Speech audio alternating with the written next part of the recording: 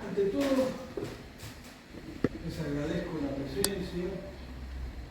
Acá alguien me indicó que todo el mundo apague los celulares, los ponga en modo avión. Es decir, que corten momentáneamente el cordón umbilical.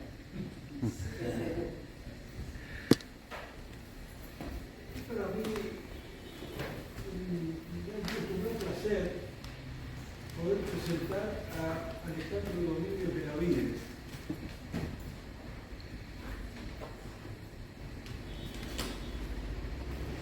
Es doctor en Filosofía y Letras. Su tesis fue sobre la historia política argentina. Tiene una maestría en teatro y cine argentino y latinoamericano. Es periodista enfocado en la crítica teatral y de música clásica.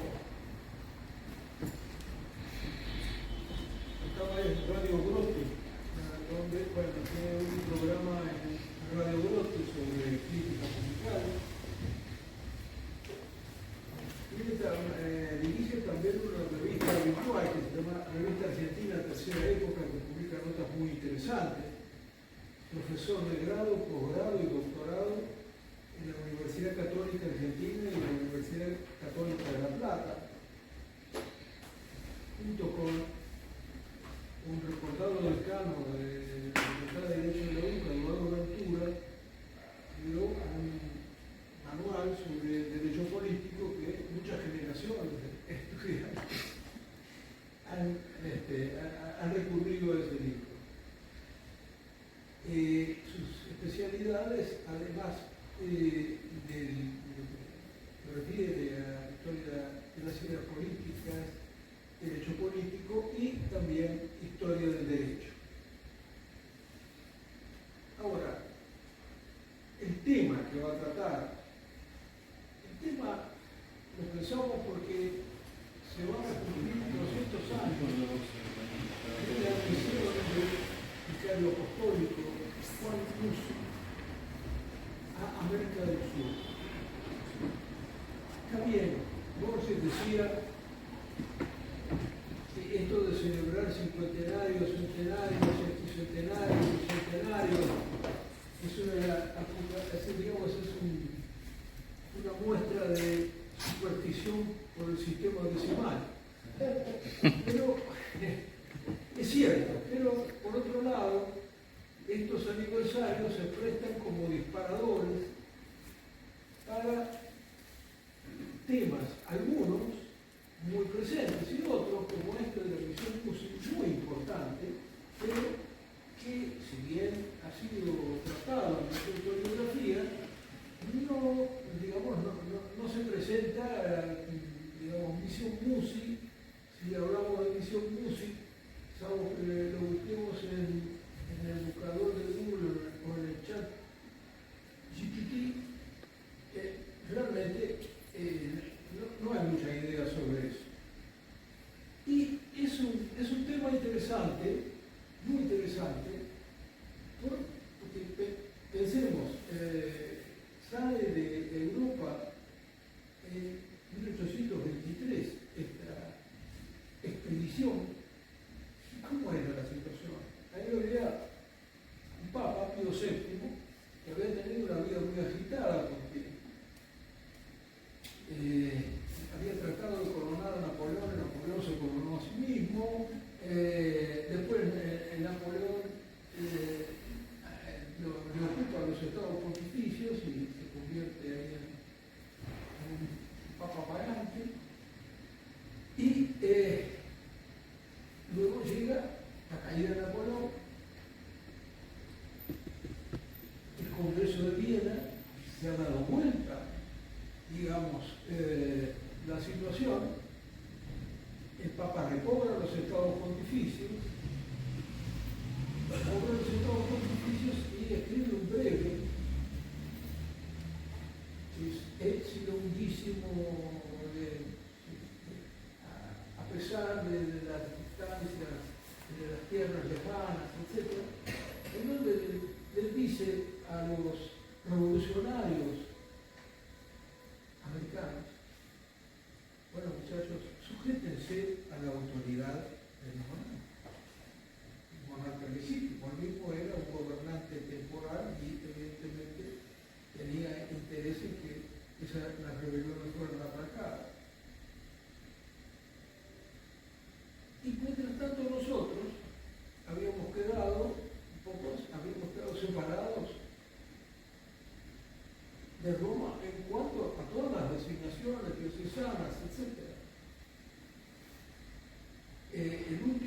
sido Benito Luega,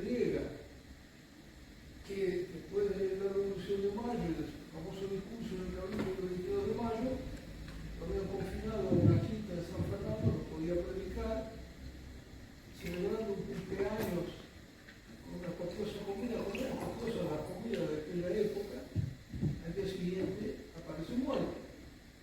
Y en una cosa que habría que recurrir a Agatha Christie, dice, bueno, se murió, vamos a decir así, del efecto de esa comida copiosa. Pero empieza la historia de que había sido envenenado un canónigo cercano, después el padre Castañeda lo señala a Zaratea, en fin. Pero ese fue el último. Después de eso, tanto el ejercicio de Roma de la designación como el regio patronato, el patronato interno, de designación por parte de los monarcas, quedó cortado. Entonces, en medio de esa situación, llega Monseñor Lucy, que trae su séquito a un señor, un joven conde, Giovanni María Mastar Ferretti, que es canónigo, y que más tarde será Pío IX, también despojado de los estados pontificios en 1805. En ese panorama, ahora nos va a ilustrar, yo simplemente he querido despertar la atención de ustedes, pero acá Alejandro Domínguez de la Rica. Muchísimas gracias, y creo que con esta presentación de Luis Bandieri casi me ahorra media conferencia. Hace muy pocos días, el 18 de abril, se conmemoró el bicentenario de la Congregación de Asuntos Eclesiásticos Extraordinarios de los Estados Pontificios, que se reunió y decidió enviar a Chile y al Río de la Plata a la misión encabezada por Monseñor Juan Musi. El bicentenario de la llegada del prelado y sus acompañantes lo celebraremos en enero de 2024. Un tema tan importante como amplio, que trataremos de precisar en 3 apartados. En primer lugar, ver un poco la relación entre la Iglesia y el Estado entre el año 1810 y 1824. La misión Musi y los resultados de esta misión. Por último, haremos algunas observaciones finales, espero poder contar con el tiempo necesario para no fatigarlos, y agradezco profundamente a la Fundación Nuestra Historia y a su presidente, a doctor Luis María Bandieri Blanco, con quien hemos compartido largas jornadas de estudios y de difusión a través de un centro de Derecho Político en la Universidad Católica, la Facultad de Derecho, que Luis María presidía con indudable maestría. Y agradezco la amable invitación que me permite compartir con ustedes algunos aspectos parciales de esta investigación. Pero fundamentalmente me parece importante rendir un homenaje a este acontecimiento tan importante como olvidado. La relación de la Iglesia y el Estado entre 1810 y 1824. Nos tenemos que retrotraer un poco. Luis María recién mencionaba al Real Patronato. Durante la administración castellana en América, el monarca gozó del derecho del patronato. En su origen, en los comienzos del siglo XVI, fue, como dice Jiménez Fernández, una institución jurídica eclesiástica por la que las autoridades de la Iglesia Universal confían a los reyes de Castilla la jurisdicción disciplinar en materias canónicas mixtas de erecciones, provisiones, diezmos y misiones, con obligación de cristianizar y civilizar a los indígenas. Hasta aquí la cita de Jiménez Fernández. Estas amplias facultades disputadas con implícita anuencia del pontífice no bastaron a los Borbones españoles, imbuidos del absolutismo nacionalista de Luis XIV, y las ampliaron y desarrollaron motu propio, arrogándose la plena jurisdicción canónica en Indias, como atributo inseparable de su absoluto poder real, fundamentándolo en las doctrinas antipontificias del absolutismo y del galicanismo. Desde 1810 y durante los 150 años posteriores, la relación del Estado argentino con la Iglesia Católica fue complicada. Fundamentalmente porque las autoridades políticas pretendieron ejercer el patronato eclesiástico como si fuera un atributo propio del poder de gobierno.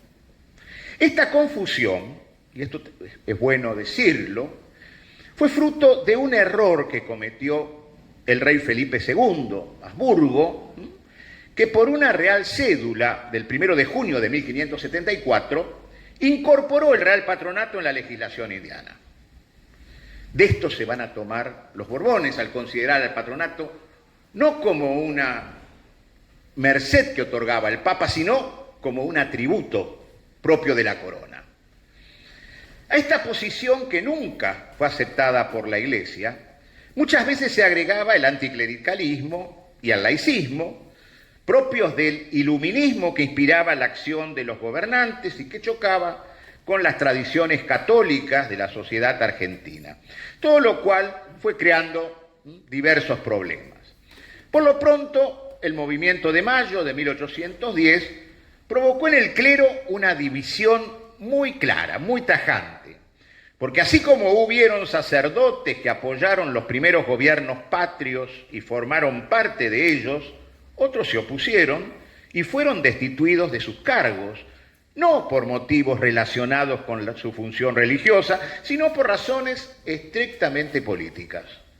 Así fue como las 3 diócesis que entonces existían en nuestro país quedaron vacantes, debido a que el gobierno, usando atribuciones que en realidad no le correspondían, había destituido o suspendido en sus cargos a los respectivos obispos. Vale decir, a Monseñor Videla del Pino, de Salta, a Monseñor Orellana de Córdoba y al recordado Monseñor Lué de Buenos Aires. En todos los casos, por sus opiniones contrarias al movimiento emancipador de Mayo. En este momento, las relaciones con la Santa Sede estaban interrumpidas. Al quedar los territorios americanos desconectados políticamente de la corona española, también quedaron así los vínculos religiosos y eclesiásticos que unían al Nuevo Mundo con la Santa Sede a través de España. Y eso favoreció el intervencionismo de las autoridades políticas en cuestiones religiosas, ya sea controlando las designaciones precarias que hacían los cabildos eclesiásticos, que nombraban vicarios capitulares o provisorios para cubrir las vacantes, o bien con la intención general de aislar al clero argentino del resto de la Iglesia Católica. Con relación a esto último, un detalle: la Asamblea del año 13, la Asamblea Constituyente del año 13, declaró la independencia eclesiástica respecto del arzobispado de Charcas y de las autoridades religiosas españolas y por extensión de la sede romana. Y además, acentuando el regalismo, tomó otras medidas que afectaban la vida religiosa. Así creó un organismo, la Comisaría General de Regulares, para regir las órdenes y congregaciones que por la disposición anterior habían quedado desconectadas de sus superiores residentes en España. Hospitales y asilos manejados por religiosos pasaron a manos de este protoestado, y hasta se llegó a reglamentar el sacramento del bautismo, estableciéndose que debía ser administrado con agua tibia. Estas intromisiones del poder político en cuestiones religiosas superaban las prácticas regalistas de la corona española y estaban relacionadas más bien con las tendencias anticlericales, iluministas, que buscaban eliminar la influencia de la religión en la vida nacional y que eran sostenidas por algunos integrantes de los primeros gobiernos y congresos patrios. La situación se complicó, digamos, todavía aún más. El 30 de enero de 1816, el Papa Pío VII dio, por presión del rey de España, una famosa encíclica, Et Si Longuissimo, dirigida al clero americano, exhortando a los obispos, como también señalaba Luis María Bandieri, para que hicieran volver a esos pueblos a la obediencia de Fernando VII y a rechazar la revolución y mantenerse fieles a la corona española. En un momento que parecía el retorno estable a la legalidad, se pidió a Madrid una recomendación a la obediencia y a la paz, y el Papa la dio inmediatamente. La encíclica, atendiendo a las circunstancias e información que se tenía en Roma, era moralmente inevitable. Las nuevas noticias fueron llegando a la Santa Sede e inducirían al Papa a un cambio de actitud.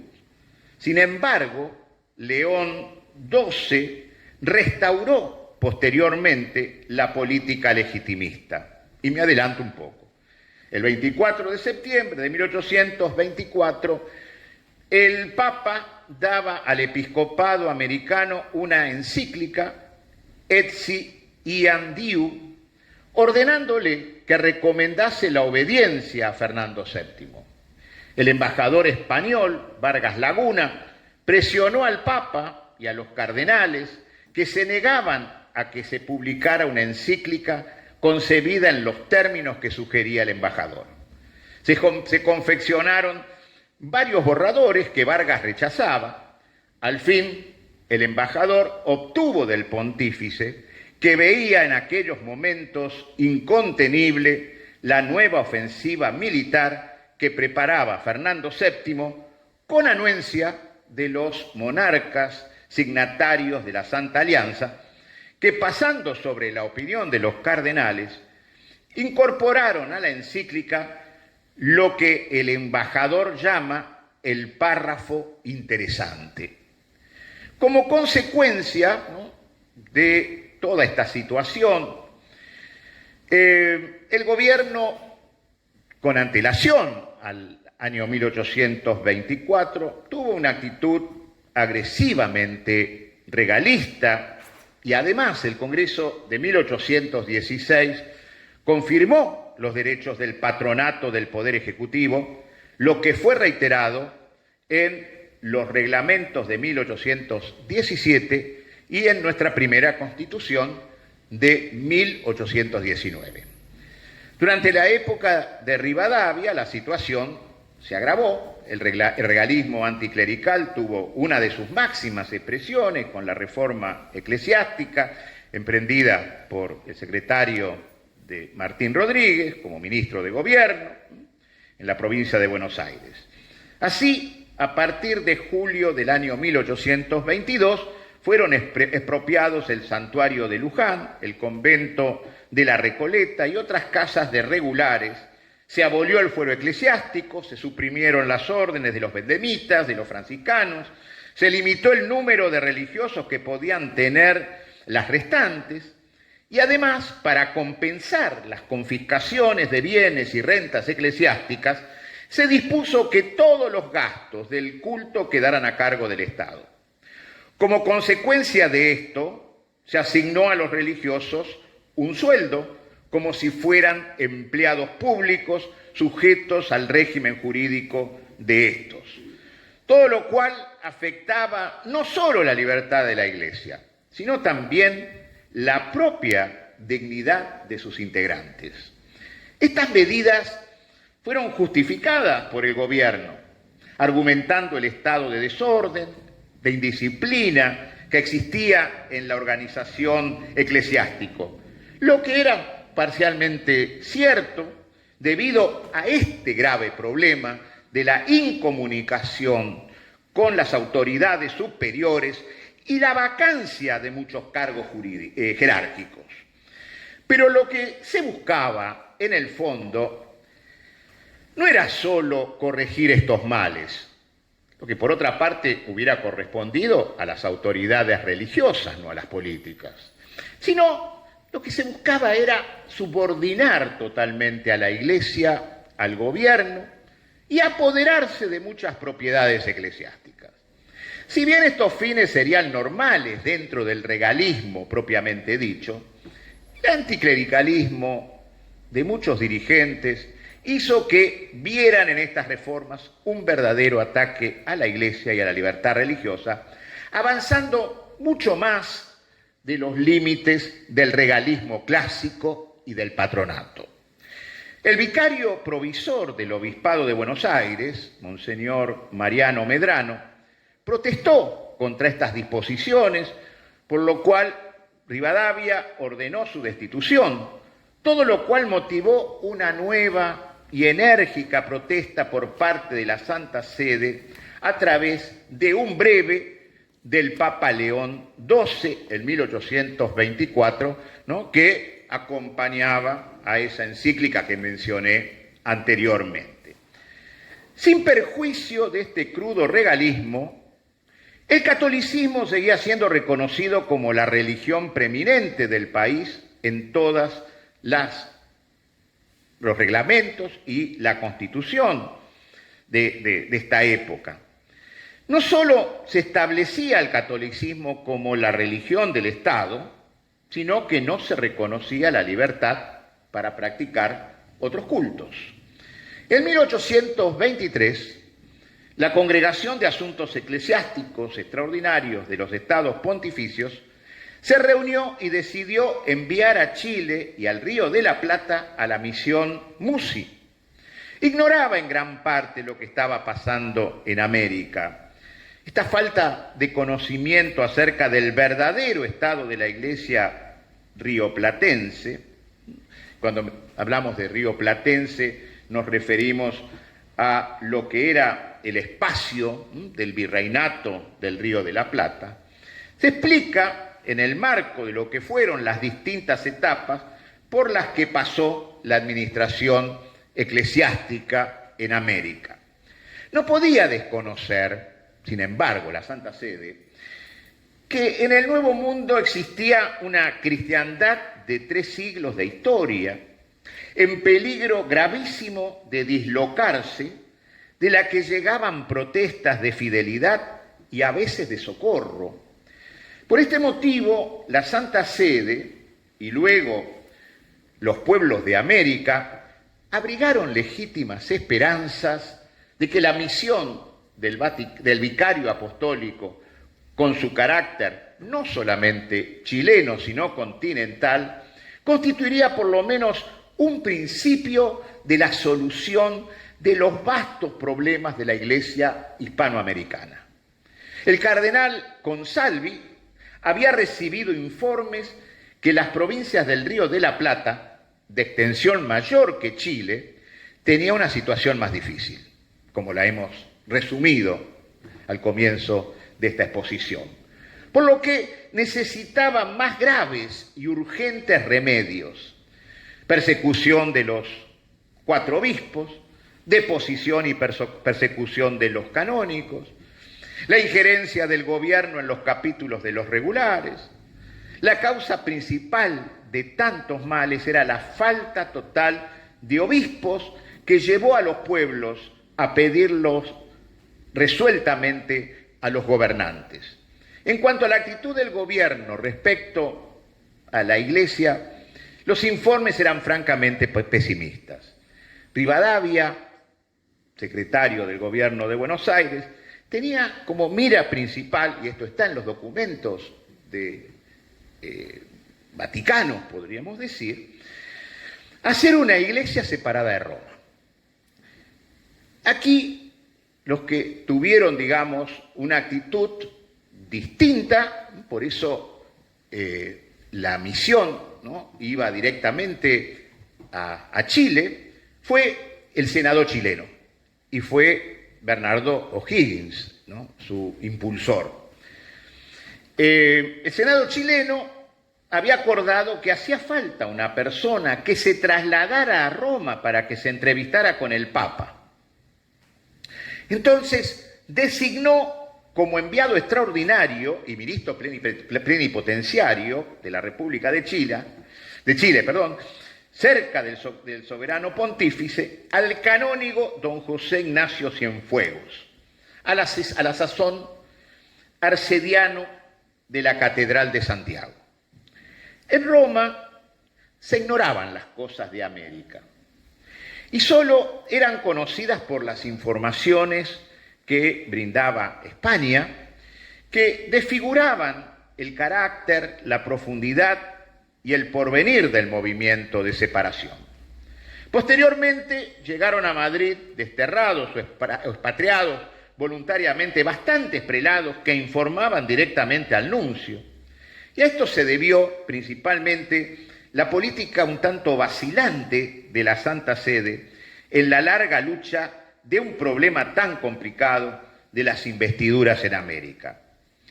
Es de admirar, en cierto modo, la actitud de Chile, no solo porque aún no había concluido la independencia, todavía era realista el archipiélago de Chiloé, que no capitularía hasta 1826. Estamos en el 1823, 1824. Sino porque la actitud de la Santa Sede hacia el movimiento emancipador no veía con cierto agrado, como hemos señalado. Además, ningún gobierno europeo había reconocido aún la independencia ni siquiera de una sola provincia americana. Las instrucciones dadas al enviado a Roma, a Cienfuegos, o algunos dicen redactadas por él, están presididas por el ansia de reorganizar a la Iglesia de Chile y por asegurar la independencia religiosa. Los puntos fundamentales eran el nombramiento de un nuncio con amplias facultades, la conservación del patronato, la erección de nuevos obispados. Debía pedir al Papa que nombrase nuncio o legado para Chile, a ser posible chileno, con plenitud de facultades para resolver los problemas que se presentasen en materia eclesiástica. Este era el planteo que va a ser Cienfuegos, que va a ser recibido con mucha distancia, ¿sí?, por parte del Papa. El Papa no lo dirigían a Chile para cumplir la misión encomendada por el Papa Pío VII. Esa misión de reorganizar la Iglesia, encargada, como sosteníamos, por el general Bernardo Higgins, quien había solicitado el envío de esa misión. Pero aún habría sido mayor, suponemos, el interés si los porteños de aquel entonces hubieran podido saber que el joven canónigo acompañante de aquel obispo ascendería después al solio pontificio con el nombre de Pío IX, y que durante su reinado, el más largo que registra la historia de la Iglesia, se definirían los dogmas de la Inmaculada Concepción y de la infalibilidad del Papa. Ese canónigo se llamaba Juan María Mastai Ferretti, pertenecía, como también nos adelantó Luis María, a una familia noble de Italia, emparentada con Pío VII, y sus dotes intelectuales habían determinado al secretario de la Santa Sede, cardenal Consalvi, a enviarlo a América, junto con Monseñor Musi, para que observase atentamente cuánto ocurría en las antiguas colonias españolas y cuál era el estado de la religión desde que se emanciparon de la madre patria. El proceso independentista generó una situación casi sismática, pues la Santa Sede había perdido todo contacto con las autoridades eclesiásticas de esos países. Sin embargo, apunta Monseñor Musi en uno de sus informes, dice: mi llegada a América podría llamarse un triunfo del sumo pontífice, por la exultación y gozo que produjo en el ánimo de los americanos. De la mañana a la noche acuden a la posada en la que resido un continuo de personas sin distinción de clases para besarme la mano y pedirme bendiciones, venerando en mí al sumo pontífice que indignamente represento. Hasta aquí la cita del documento donde está registrada esta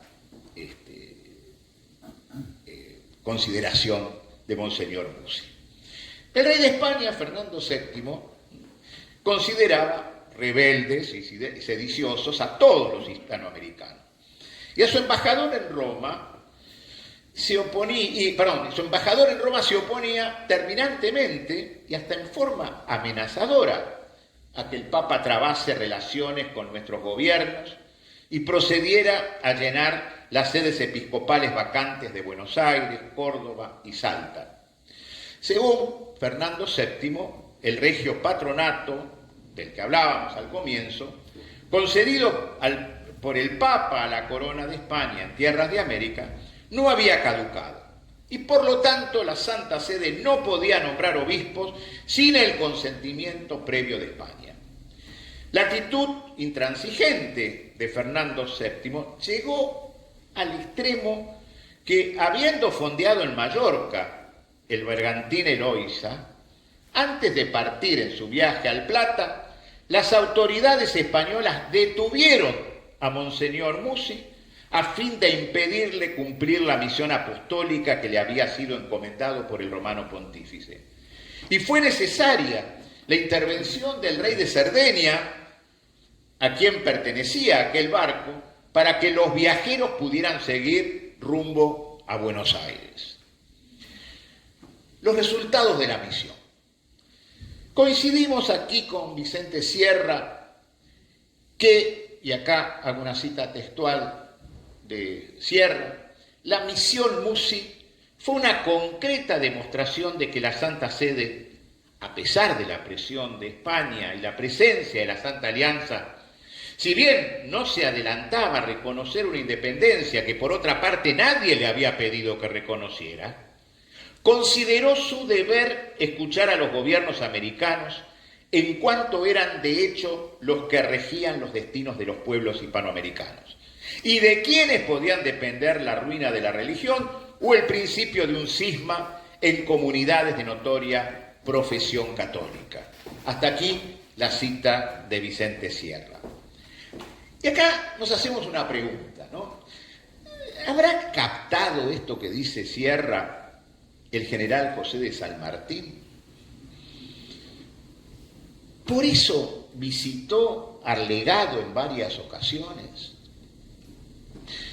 Creemos que el Libertador comprendió el valor que tenía la misión pontificia en la obra de la independencia civil, pues en el orden religioso constituía ya una desvinculación del antiguo orden de relaciones entre la Santa Sede y los reyes de España. Por el contrario, ni Martín Rodríguez ni Bernardino Rivadavia supieron comprender el beneficio que significaba la llegada de esta misión. El gobernador de la provincia de Buenos Aires se ausentó de la ciudad sin entrevistarse con Monseñor Musi.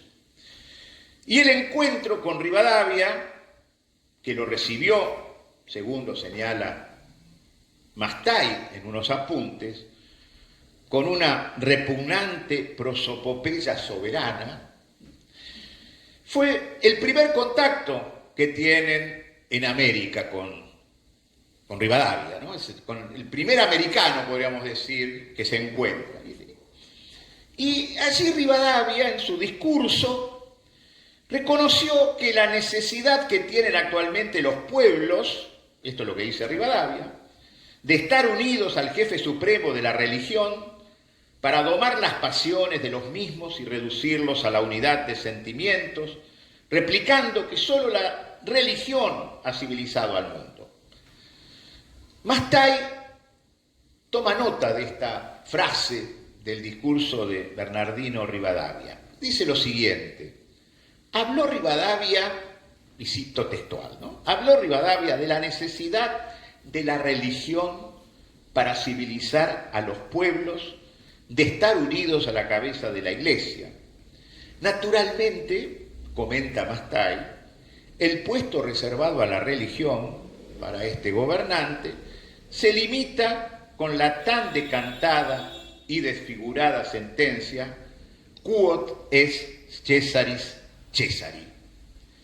Después de haber permanecido 12 días en Buenos Aires, Monseñor Musi y sus adláteres, el canónigo Mastay Ferretti y el presbítero Saluti, prosiguieron por tierra su viaje a Chile.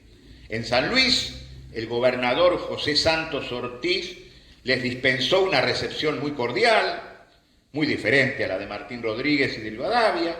También en Mendoza, el delegado papal fue recibido con entusiasmo, y estando aún allí en la ciudad, Monseñor Musi fue visitado por un dominico sanjuanino que llegó muy misteriosamente de noche, y muchos historiadores consideran que pudo haber sido Fray Justo Santamaría de Oro, quien, o casualidad, 10 años después fue preconizado obispo de la primera diócesis creada por la Santa Sede en nuestra patria independiente, el Obispado de Cuyo. Los enviados del Papa atravesaron los Andes y llegaron a Chile, a donde permanecieron 8 meses consecutivos. Pero la realidad ya no era la misma. Bernardo Higgins había sido depuesto por una insurrección y no tardaron en surgir diferencias entre las nuevas autoridades y Monseñor Musi. Estas disidencias tienen por causa el espíritu regalista y prepotente que está imbuido el supremo vicedirector, don Fernando Errázuriz, quien tras haber depuesto al obispo de Santiago, Monseñor Rodríguez, y haber nombrado en su reemplazo al canónigo Cienfuegos, pretende que el vicario apostólico apruebe todos estos actos anticanónicos. Como Monseñor Musi, una actitud natural, se niega a consagrar a Cienfuegos, el gobierno chileno le invita a retirarse de Chile. Hace correr la voz de que es una expulsión motivada por haberse descubierto que Monseñor Musi representa la Santa Alianza y está dispuesto a trabajar en contra de la emancipación americana. También se dice que pretende nombrar obispo de Santiago al canónigo Mastay Ferretti, que después fue consagrado papa. Por todo esto, la misión se ve obligada a embarcarse en Valparaíso a fines del año 1824. El viaje de regreso, realizado dando la vuelta al Cabo de Hornos, lleva a los viajeros hasta Montevideo, a donde llegan el 4 de diciembre. Allí también fueron agasajados tanto por los uruguayos como por los brasileños que entonces ocupaban la banda oriental. Monseñor Musi recibió en Montevideo mensajes, por ejemplo, de los gobiernos de Santa Fe, de Cuyo, de Córdoba, de Salta, en los cuales se manda decir a la Santa Sede la alegría que ha causado a los habitantes de esas provincias el hecho de hallarse nuevamente en comunicación directa con el jefe supremo de la Iglesia Católica. Antes de regresar a Europa, Monseñor Musi nombró al cura párroco de La Piedad, presbítero Mariano Medrano, delegado apostólico de Buenos Aires, con todas y cada una de las facultades de que está provisto y disfruta el vicario capitular en sede vacante. Este delegado será, 5 años después, preconizado al obispado de Buenos Aires por el Papa Pío VIII.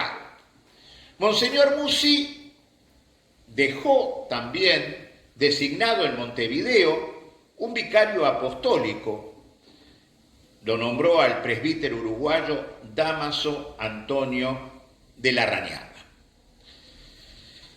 Nuestras observaciones finales a todo este panorama que hemos planteado, y nuestras observaciones concluyen como deben concluir, ¿no?, las investigaciones, con preguntas.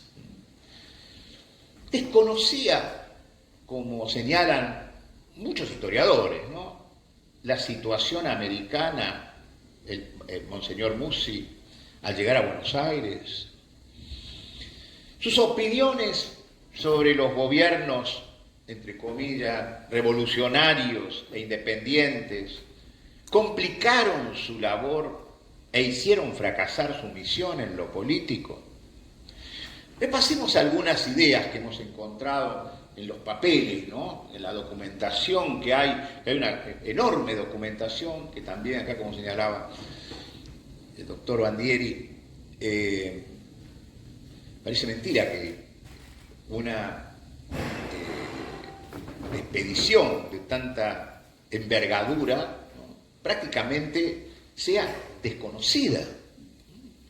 Yo en este último tiempo he estado preguntando, no solamente a los alumnos en la facultad, porque me entró la curiosidad, sino he preguntado a contemporáneos, a algunos más jóvenes, ¿no? Todos me miraban con cara extraña cuando les comentaba que iba a hablar sobre Monseñor Musi. Vos estás loco, me decían, vos inventás estos personajes. No. Y muchos de estos amigos y compañeros de colegio, todos hemos cursado en instituciones católicas. Es decir, un momento clave como es este, de encontrar, ¿no?, las relaciones rotas, ¿no?, de recomponer las relaciones rotas, es un tema que pasa totalmente desapercibido. Pero vamos a las ideas, ¿no?, las ideas que tiene Monseñor Musi nos pinta un poco, ¿no?, las ideas que él trae, ¿no? Dice, dan ganas de vomitar al considerar estos principios de libertad e independencia americana como una enfermedad política. Más repugnancia da aún cuando allí se apropiaron de la religión y de la Iglesia. Se siente a menudo declamar contra los abusos introducidos por los españoles en el clero, en las funciones sagradas, y se invoca frecuentemente la necesidad de la reforma. Y esta consiste, en hecho, en destruir las instituciones antiguas y que todo el resto sirva para consolidar las vanas ideas de libertad e independencia. En otro párrafo, que no están sacados de contexto, sino que están dentro de todo un informe que él elabora, dice, el pueblo americano, que seguramente no entiende de teorías filosóficas, ni lee libros de las decadentes luces del siglo, ama y quiere retener la religión de sus padres. Esto mismo quieren todos los adeptos del partido español. Muchos que de los que están por la independencia de América quieren lo mismo, como algunos de los indiferentes a cualquier partido político. Al fin de cuentas, el número de religiosos es escaso y restringido con relación a la multitud de fieles. No podrían urdir nada si no tuviesen la fuerza en mano.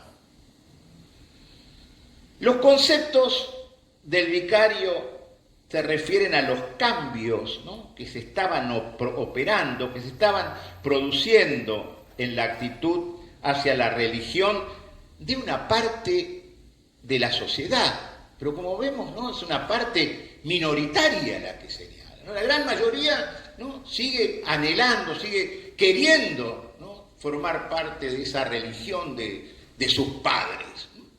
Una situación parecida a la que vivimos hoy, ¿no? Las preguntas siguen. Las planteamos, quizás sean el acicate, ¿no?, para profundizar algunas aristas de este tema.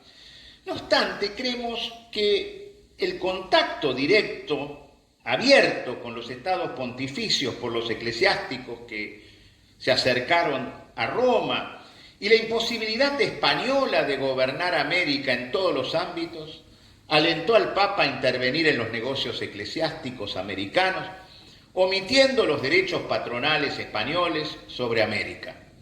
Con el envío de la misión Musi a Sudamérica, los estados pontificios reconocieron, en cierto modo, de hecho, a un gobierno americano.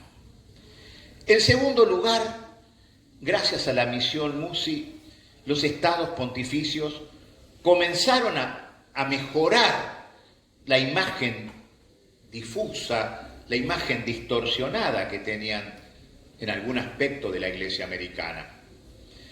En tercer lugar, podríamos decir que la misión Musi puso de relieve la situación política que se vivía en las provincias rioplatenses.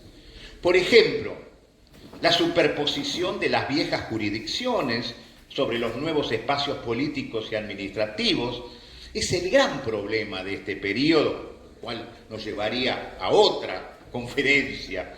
Las consecuencias parecen graves: desórdenes de tipo político y religioso, problemas financieros, ausencia de claras pautas de administración y gobierno, entre otras que podríamos mencionar. En fin, lo que está claro es que comenzaba un nuevo periodo en las relaciones entre la Iglesia y el Estado. Estado, ¿no?, tomándolo como una expresión analógica, que Monseñor Musi lo denominó de otro modo en sus apuntes. Ni siquiera Estado, y acá lo estoy citando, político se puede llamar a cada gobierno de América, más bien anarquía política. Cita textual. Apunta el canónigo Mastai Ferretti consideraciones similares y recogimos una muy significativa. Dice: los gobiernos actuales de América son gobiernos convulsos por las continuas mutaciones a las que se ven sometidos.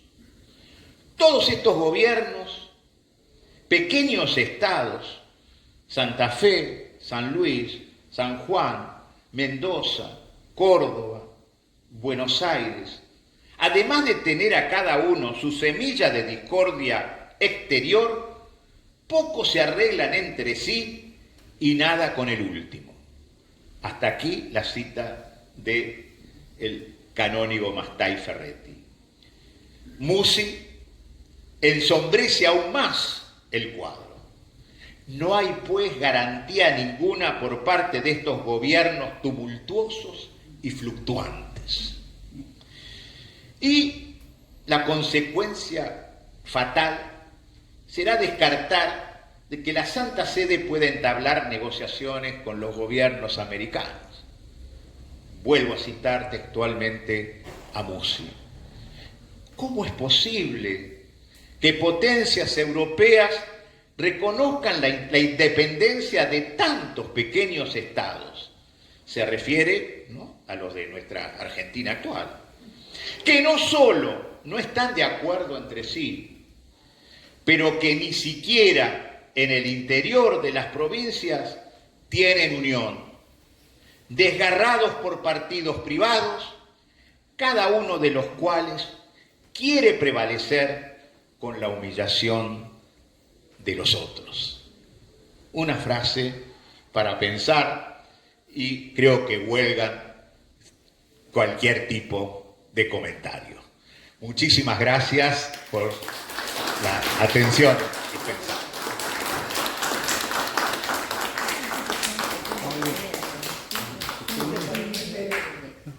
Un pequeño comentario ahí de la Real Cédula de Felipe II. Yo creo que la Real Cédula de Felipe II cobró la importancia que en su momento tuvo, porque se incorporó a la recomendación de 1680. Serranita, que gobernó en las Provincias Unidas, utilizó cuando le convenía cualquier ley de la recopilación, Claro. aunque no correspondiera al país, porque usted bien sabe, la recopilación recoge todo lo que se dictó, Así es. bien o mal, fue acumular todo eso, y entonces el grupo nacionalista encontraba esto y esto lo usaba. Claro, yo estoy totalmente de Eso acuerdo. fue muy importante. Y además me parece también algo que la persona considera pensado en profundidad. Es el hecho de que, como usted bien señaló, el pueblo en general se mantenía profundamente creyente y dentro de los cánones de iglesia. ¿Por qué? Porque la labor profunda de mantener esa situación correspondió a las órdenes regulares. Las órdenes regulares cumplieron la función que no cumplía la iglesia como corporación. Totalmente de acuerdo. Muchas gracias. No, gracias a usted por el aporte. Sí. Mencionó un tema de todos lados. San Martín en enero de 1824 estaba en Buenos Aires, había venido a Mercedes, su abuelo había muerto al año. Bueno, y justamente se encontró con la nación sanguínea y posteriormente, en 1836, cuando Sarmiento fue enviado a Europa por Montt para estudiar la educación, estuvo en Roma, se entrevistó con Martín Ferrer y ya Papa Pío IX. Y una conversación muy interesante que Sarmiento, la bibliografía, sí, libro Viajes de Sarmiento, es un libro muy interesante. Si bien lo escribe con J, todo con J, es un libro muy interesante.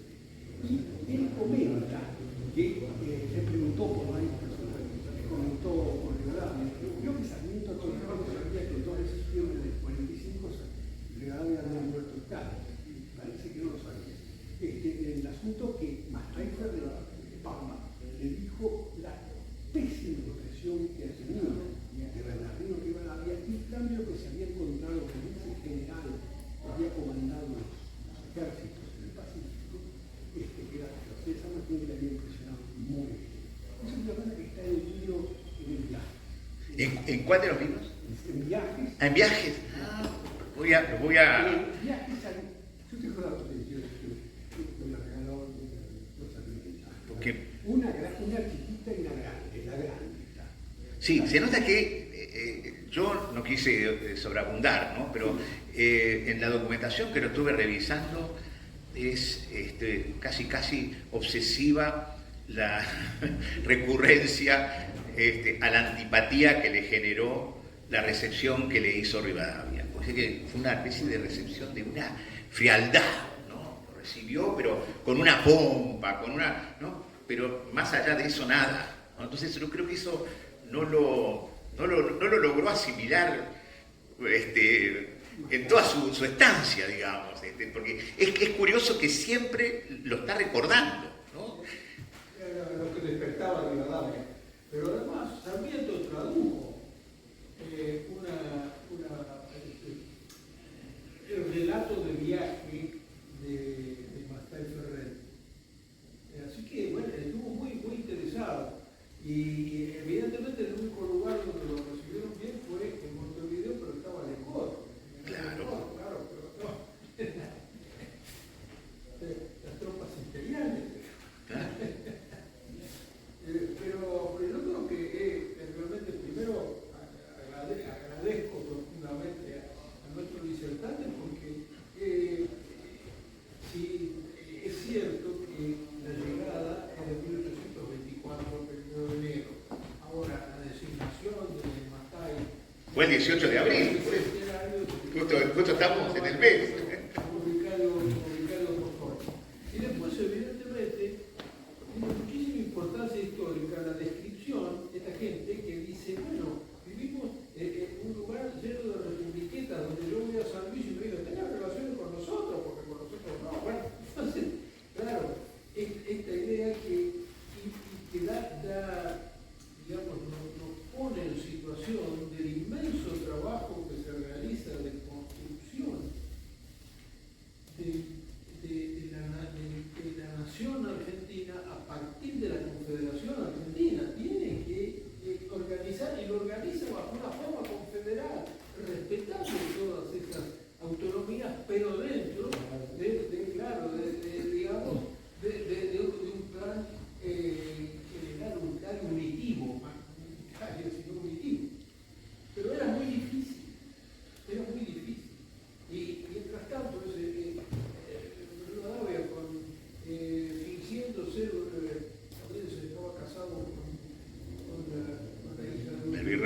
se sentía un virrey, entre tanto su imperio era muy reducido, el antiguo piedra de Buenos Aires.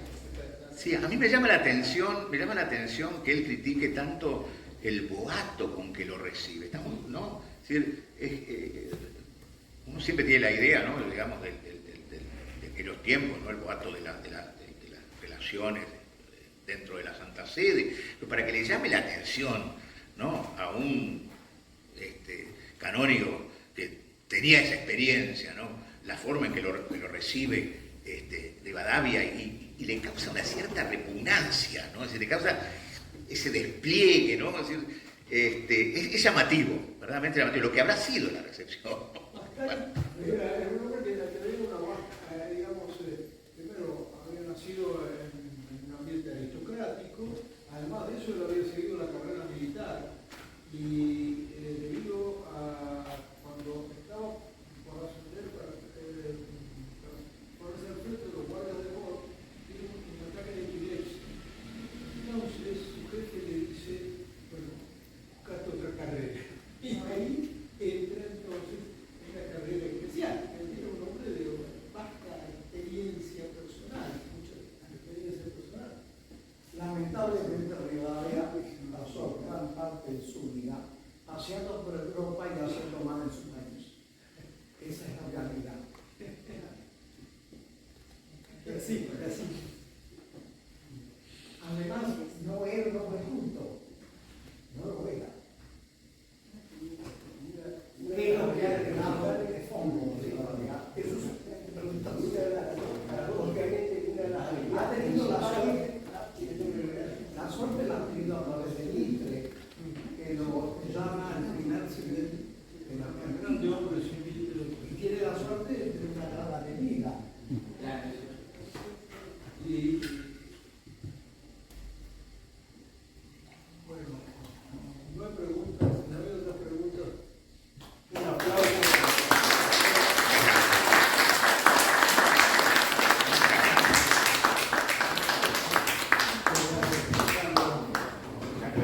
Y es un honor que Mi amiga.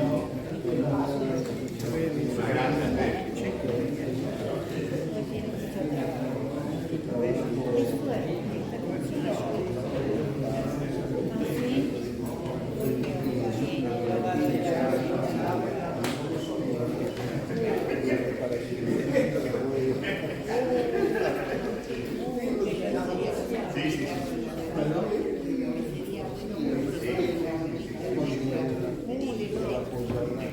Arrimate se le salió. peligrosísimo. ¿Lo viste? Sí. ¿Cómo anda, viejo? Ah, está, che. ¿Cómo está? ¿Cómo está, che? Un gusto verlo.